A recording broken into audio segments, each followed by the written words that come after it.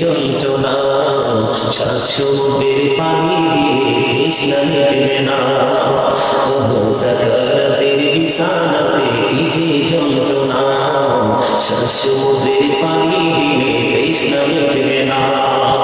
ওই কঠিন যে পদের দিনে, ওই কঠিন যে পদের দিনে পাশে থাকিও যদি দিতে হয়,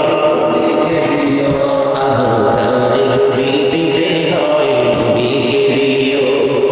জাহান্নামের গেটে নবী থাকবে দাঁড়াইয়া, চক্ষু মোবারকের পানি পড়বে গড়াইয়া।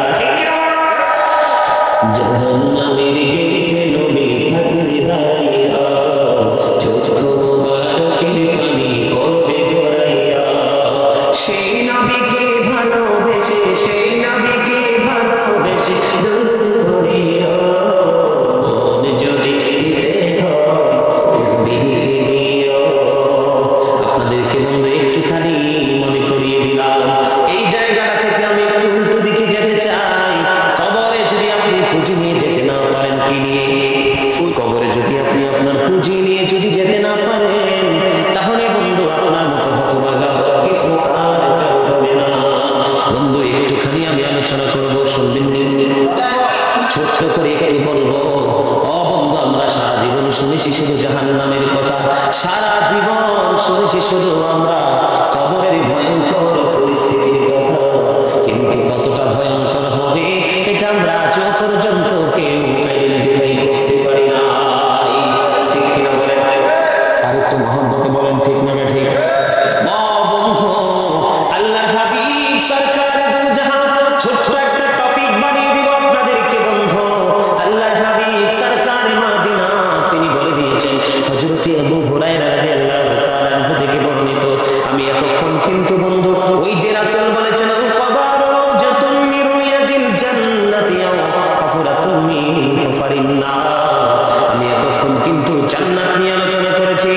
এখন যারা নারের অধিকারী হবে, জাহান্নামের অধিকারী হবে বন্ধু, তাদেরকে নিয়ে একটু আলোচনা করবো। অন্যথায় আপনারা বুঝবেন না আমাদের সমাজে সৌদ আছে কিনা, ঘোষ আছে কিনা, মিথ্যা কথা আছে কিনা, পরনিন্দা আছে কিনা, মানুষের হক নষ্ট করা আছে কিনা। আমি যদি বন্ধু পরকাল নিয়ে আপনাকে একটু বলতে চাই, তাহলে হাদিস শরীফের মধ্যে এসেছে এখন বর্তমানে জোর জবরদস্তি করে মানুষের বাড়ি ঘর দখল করা আছে না নাই? এইরকম ভূমিদস্যু আছে না নাই? আল্লাহর হাবিব পৃথিবীর বুকে যারা, আল্লাহর হাবিব বলেছেন কেউ যদি জোর করে কোন মানুষের কাছ থেকে 1 বিঘা, মাত্র 1 বিঘা পরিমাণ জায়গা জোর করে দখল করে নেবে, সে তোমার ক্ষমতার কাছে পেরে উঠবে না, তোমার সাথে কম্পিটে যায় সে যেতে পারবে না, সেই বন্ধু কিচ্ছু করবে না, তোমাকে 1 বিঘা পরিমাণ জায়গা দিবে আর চোখের জলে চক্ষুকে সে ঝর্ণা বানাবে। ঠিক কিনা বলেন? বিরামহীন ভাবে চোখের পানি পড়বে, গভীর রজনীতে তাহাজ্জুদ করবে, নফল নামাজ পড়বে, ওয়াক্তিয়া নামাজ পড়বে, আল্লাহর দরবারে দরখাস্ত করবে, ওগো মালিক আমার স্বপ্ন ভেঙে চুরমার করে দিয়েছে তোমার বান্দা, তার ফায়সালা তুমি করো। অভিশাপ দেবীকে দিবি না? কথা বলেন, দেবীকে দিবি না?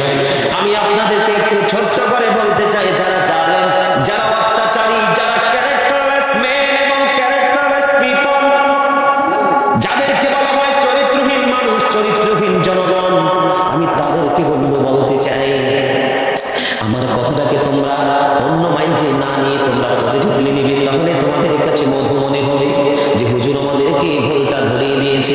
এটা কিন্তু সম্পূর্ণ আরেকটা পাঠ।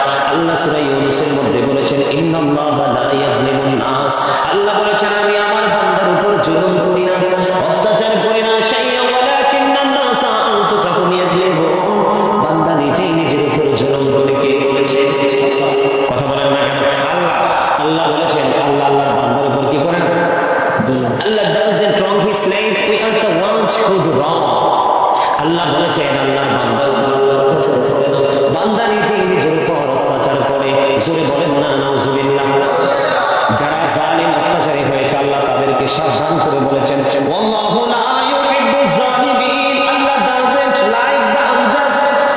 আল্লাহ বলেছেন আল্লাহ জালিমদেরকে পছন্দ করে না, ভালোবাসে না। আল্লাহ বলেছেন ওমা লিজ জালিমিনা মিন আনসার,